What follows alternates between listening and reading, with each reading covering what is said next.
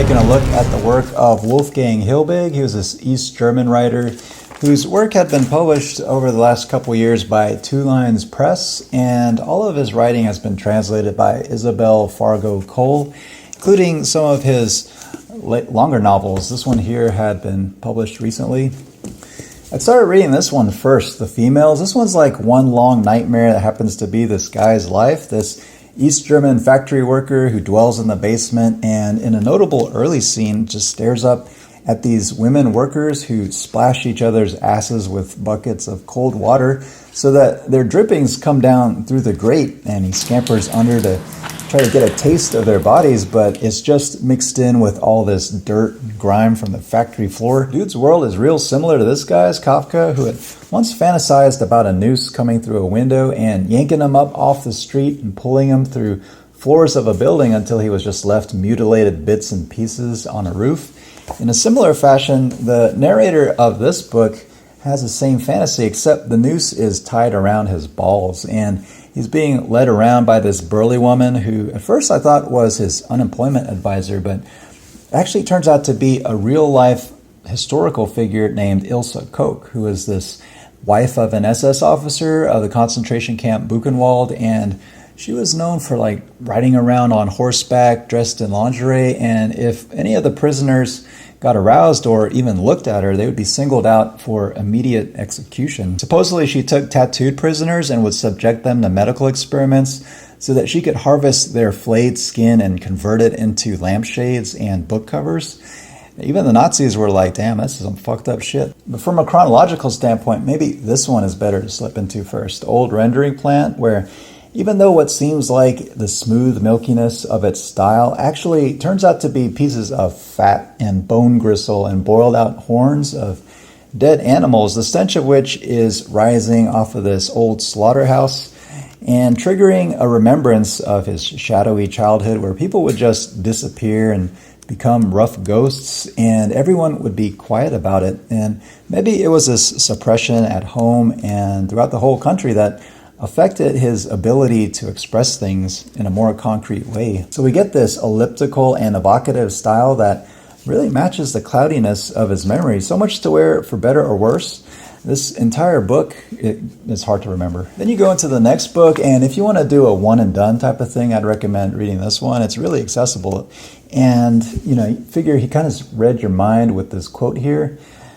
It's sort of like this literary judo move that he does throughout his career where his self-hatred is so strong, there's no point criticizing him because he's already taken that step for you. And even by comparison, it kind of makes you feel better about your own life.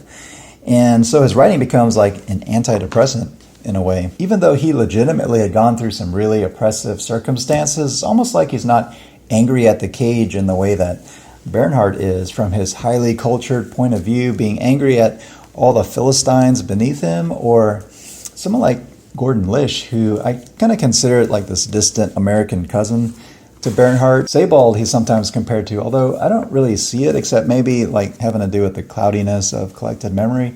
Kind of think his hellish landscapes maps on more similarly to Krasznahorkai, who even though he's like way more confident in his storytelling abilities, I kind of see him as like being this secret admirer at the depths that Hilbig is unable to climb up out of. And check this out.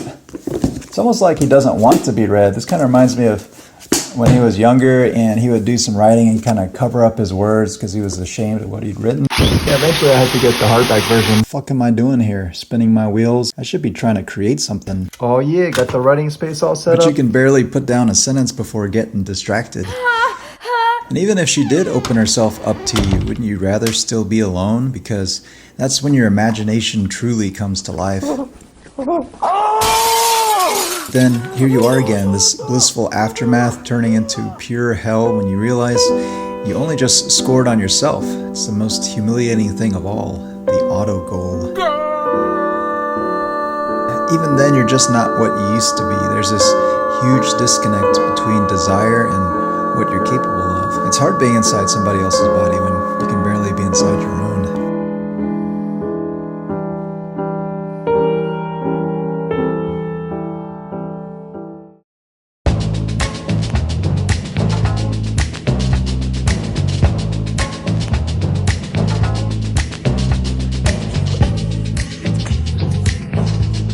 Maybe it's better just to be alone. Throw yourself into your work, shovel all this shit real quick so you can get some extra time to write.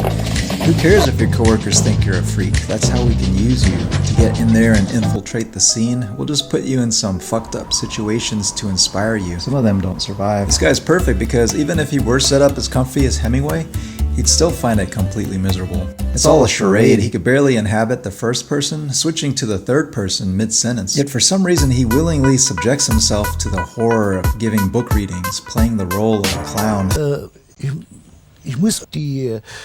was your trickery, your core essence basically, just like your failure of imagination. When what you really wanted is just to be left alone. That's what gives you the real nourishment. How else can you completely be empty inside? Maybe stop reading and writing altogether, but that would be against your nature. Maybe it's better then to just butcher everything that comes out. Make everything blurry on purpose. You don't deserve to be understood anyway. But someone out there does understand. Not only that, honors the hot mess. She was there all along, this whole time, translating my life, lifting me up, just being there. Fuck, now I can feel these stirrings grafting onto you. It's happening again.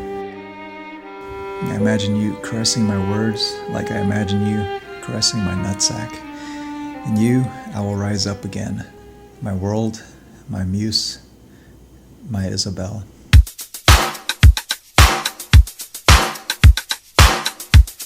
Come over here.